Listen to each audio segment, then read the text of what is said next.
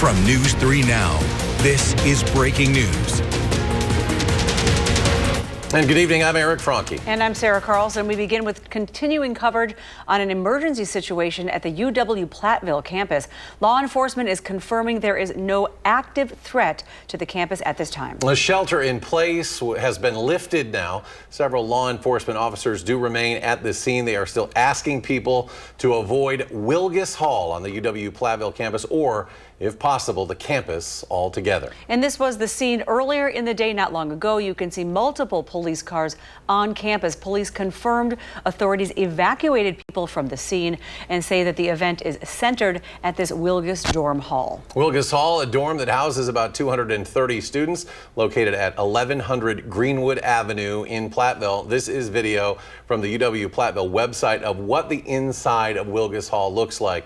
Now, we did find that spring semester technically ends later this week on May 23rd. Finals week actually started today, even though commencement happened on May 17th. Police are once again asking everyone to avoid the UW-Platteville campus area. Now, for those of you just joining us, Platteville police have confirmed that the shelter-in-place order once again has been cleared. There is no longer an active threat on campus. So police confirmed that authorities are evacuated some people from the scene and say that the event is centered at that Wilgus Hall dorm.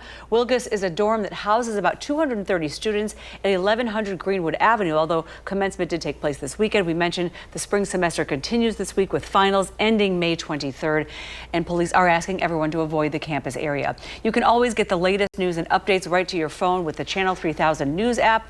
With it, you will get our latest push alerts on breaking news as it happens in the moment. The app is free on your phone app store. Just search Channel 3000. Now we want to get to weather, where conditions tomorrow are, well, looking miserable, quite frankly. A combination of heavy rain and high winds will make their way through southern Wisconsin all day long, creating poor driving conditions, too. For more on what we can expect, let's go to First Warn Chief Meteorologist Alex Harrington live in our Madison studio. Alex? Eric, miserable is a good way of describing it, although there is a silver lining to the alert day conditions expected Tuesday going into Tuesday evening. The rain. We need the rain, but it is going to come down heavy, and the combination of heavy rain, strong winds, as you just mentioned, not going to be a good go for drivers, especially those with high-profile vehicles. Let's take a look and see, where are those showers, where are those thunderstorms right now? There's a outbreak of severe weather going on across parts of the Great Plains. It's not far away. We have tornado and severe thunderstorm watches as close as southern Iowa.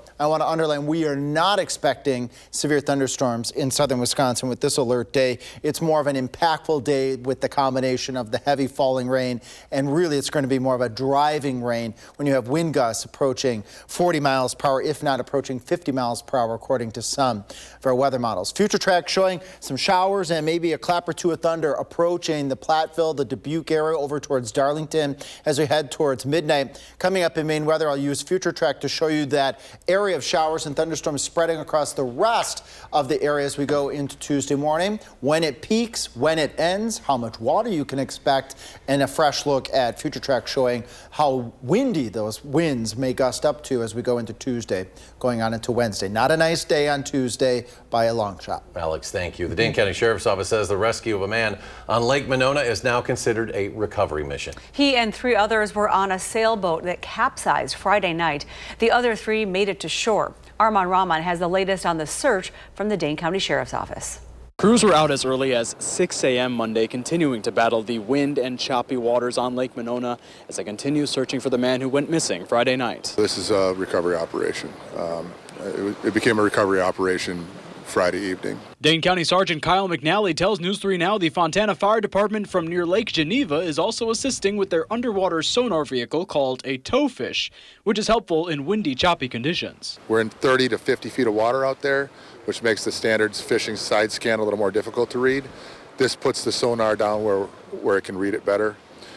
We have 2 underwater drones out there with us today, so once something is marked on the sonar, we can go proof to see what it is. Those are equipped with sonar themselves, and then they also have live camera, and it can go up and grab an item and kind of investigate what we're looking at. Sergeant McNally says what likely happened Friday is that because the isthmus blocked the wind, the boaters thought it was calm enough to sail out, but then realized it was too windy, tried to turn around, and capsized and separated. Reporting in Madison, Armand Rahman, News 3 Now.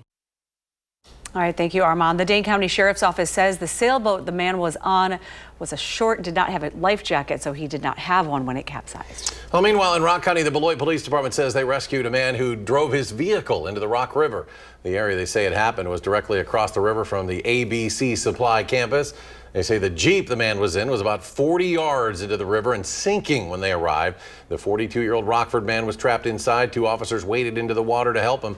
After the Jeep was fully submerged, he was able to break a window and get out. An officer then pushed him to shore. The man was arrested for operating while intoxicated, first offense. The Click It to Ticket campaign is hitting the roads of Sun Prairie today. A 2024 survey showed 88% of Wisconsin drivers wear seatbelts. Wisconsin's primary seatbelt law allows officers to stop and cite drivers for failing to do so. Penalties are higher for transporting unrestrained children, and passengers can also be cited. Not buckling up seatbelts is among the most common traffic law violation in Wisconsin. Sun Prairie Police reported one area of focus for the campaign will be nighttime enforcement. Back in 2023, 56% of passengers at night were not wearing their seatbelts. Well, starting today in Fitchburg, crews are closing up to 2 northbound lanes on Fish Hatchery Road to work on a water main. The closure runs from Traceway Drive to High Ridge Trail. Officials say traffic will still get through, but they're asking drivers to try to take another route if possible. They expect this to be done by June 15th. The 115th Air National Guard back doing nighttime training this week. The F-35s will be in the air causing some noise today through Thursday. It's expected to last each night until about 11 p.m. The Air National Guard does say they'll be taking specific paths during this training to reduce any noise residents may hear. That training is necessary to maintain the fighter wing's overall readiness. Well, coming up next on News 3 Now at 6, looking into the benefits of exercise on our mental health. Plus, in lieu of former President Biden's prostate cancer diagnosis, we take a look at how treatment options have evolved. News 3 Now at 6. Former President Biden's recent prostate cancer diagnosis is drawing extra attention to the disease. According to the American Cancer Society, more and more men are diagnosed with more advanced prostate cancer. And they say more than 313,000 new cases of prostate cancer will be diagnosed in the U.S. this year. More than 35,000 men will die from it. There is good news, though. The prognosis for prostate cancer today is much better, even for patients with advanced disease. Many of the medical therapies are quite effective these days and give patients longevity, even at 82 with high-risk prostate cancer. Depends how sensitive this cancer is genetically to the treatment they give him. But the nice thing is we do have many different types of medical therapy we can use today. Former President Biden's cancer was detected after he started having symptoms. Screening for prostate cancer is not routinely recommended for men over 70, according to the U.S. Preventive Service Task Force, because the harms may not outweigh the benefits. Well, in today's fast-paced world, mental health has become a crucial aspect of our overall well-being. And that's why SSM Health is highlighting how the power of exercise and community can help with mental well-being. Over the Memorial Day weekend, gyms across the country will be taking part in a special workout called the Murph Challenge. This is named after a Navy SEAL, Lieutenant Michael Murphy. SSM Health's Dr. Rosa Borro says the workout can be tailored to anyone. There is the added component of, it's very endorphin, dopamine inducing. There have been studies that show that exercise has the same effects on the brain as antidepressants. So just 30 minutes of exercise can increase that feeling of happiness, right? Letting go of things, leaving things at the gym. And check this out. The workout itself consists of a mile run, 100 pull-ups, 200 push-ups, 30 air squats, and another mile run, but it can be scaled back. That's just before breakfast for Sarah, right? Some days. Well, still ahead for us, where you can go to help refugees get adjusted to their new lives. Plus, cracking down on non-consensual intimate images online. The newly signed bill outlawing it and the punishment those convicted could face. Plus, just how much rain is in the forecast for tomorrow. Alex comes back with the complete forecast after the break.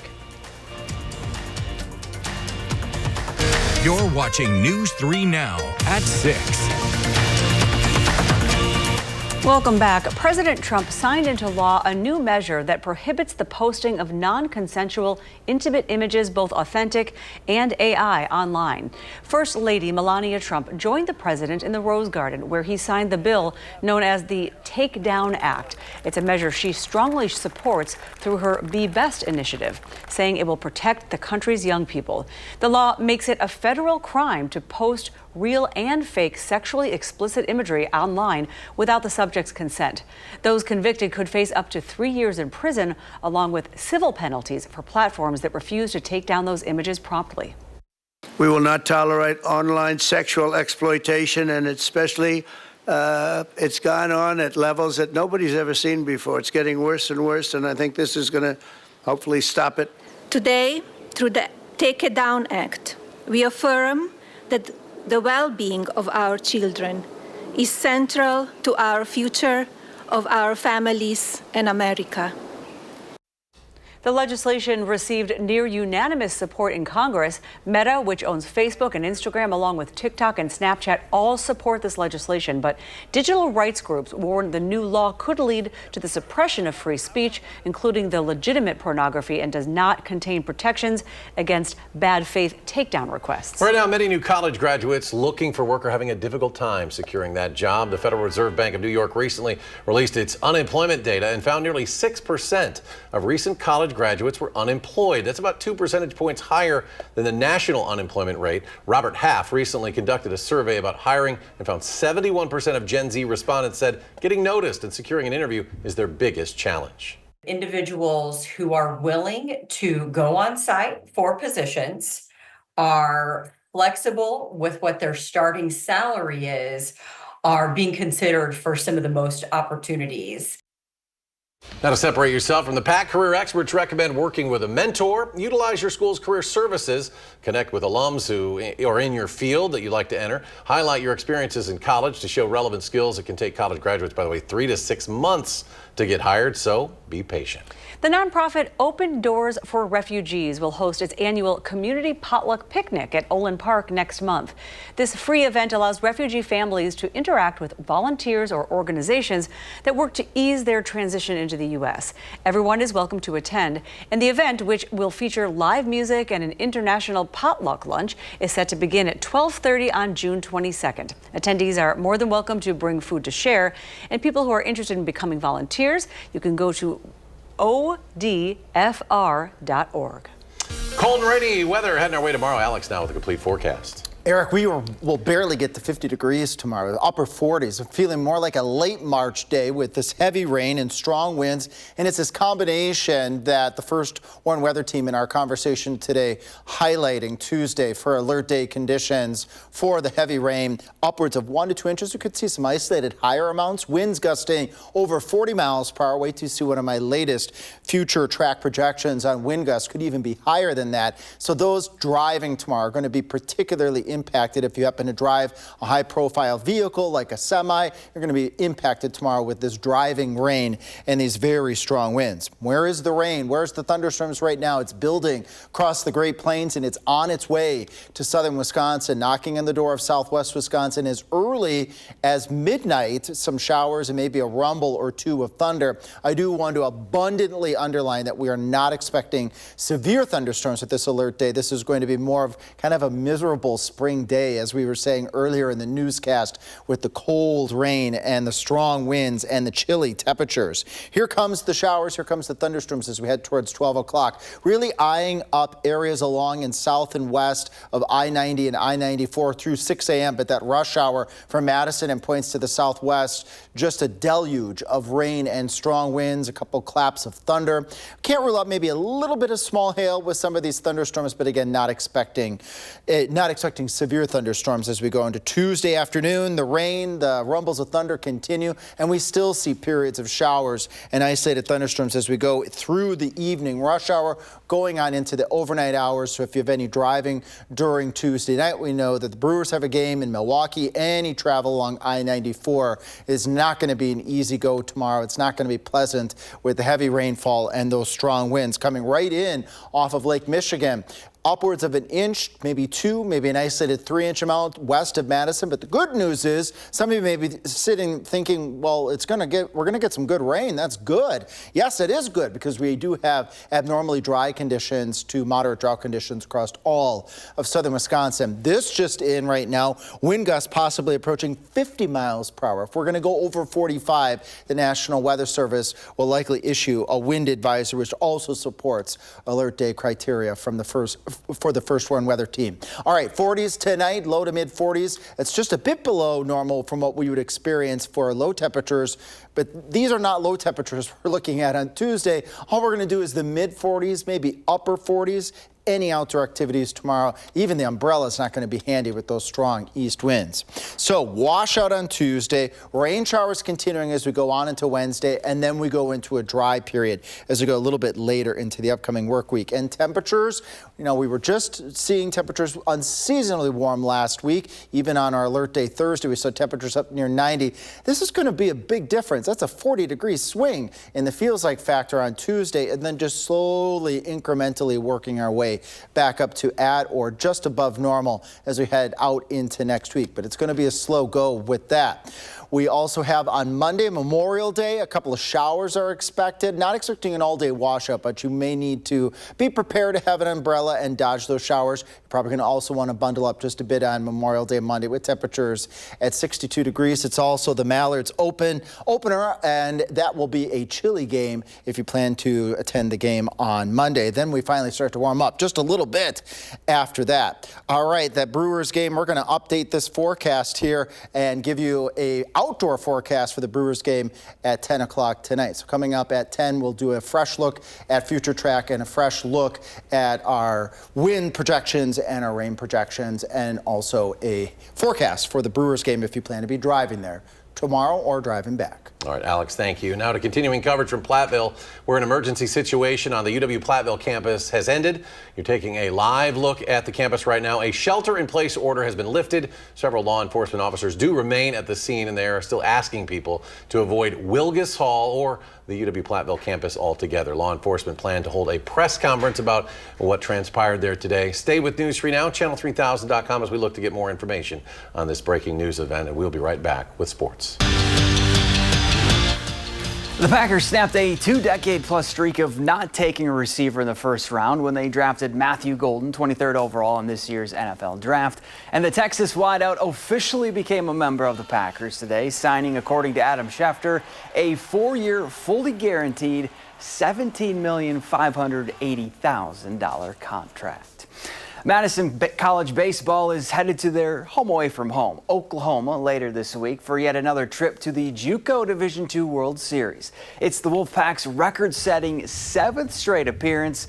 Now, the bracket for the double elimination tournament will be unveiled tomorrow afternoon, so they'll find out their seed and their opponent then. For now, though, the guys are just excited to be heading back for another shot at taking home a national championship. We've been there 14 times now or something like that, and haven't fully gotten all the way to being number one. And that's been the number one goal this year, has been to get the number one spot at the end of the year. A lot of teams have gone there, but no teams have won yet. So our only expectation is to win it. We don't want to be content with going. I mean, we've gone every other year, so just that isn't anything really at this point. It's now just winning it is our only goal.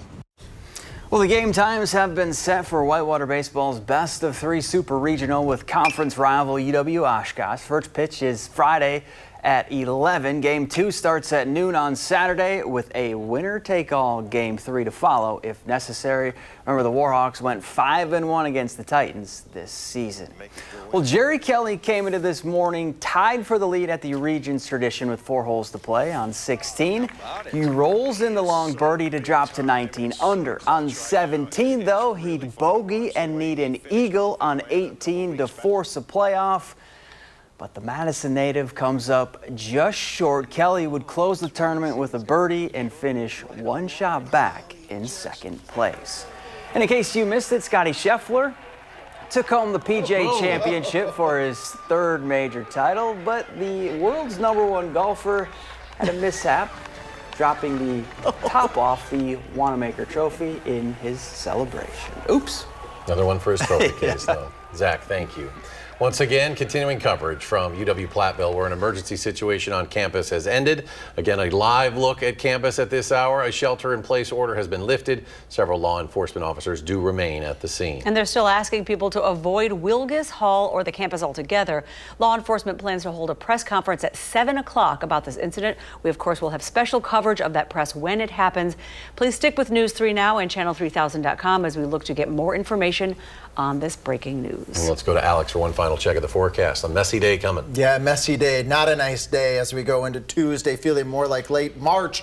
As I've been saying, with the combination of heavy rain, some thunderstorms, strong winds, it's going to be a tough go if you're going to do any driving tomorrow, with winds gusting at times upwards of 40, maybe even 50-mile-per-hour wind gusts as we go into Tuesday afternoon, and a solid inch, maybe 2 inches of rain. That's the silver lining with this alert day. There's some good stuff out of this. We're getting some badly needed water in our soil. Again, stay with us as we continue our coverage from the UW-Platteville campus with that press conference coming at 7.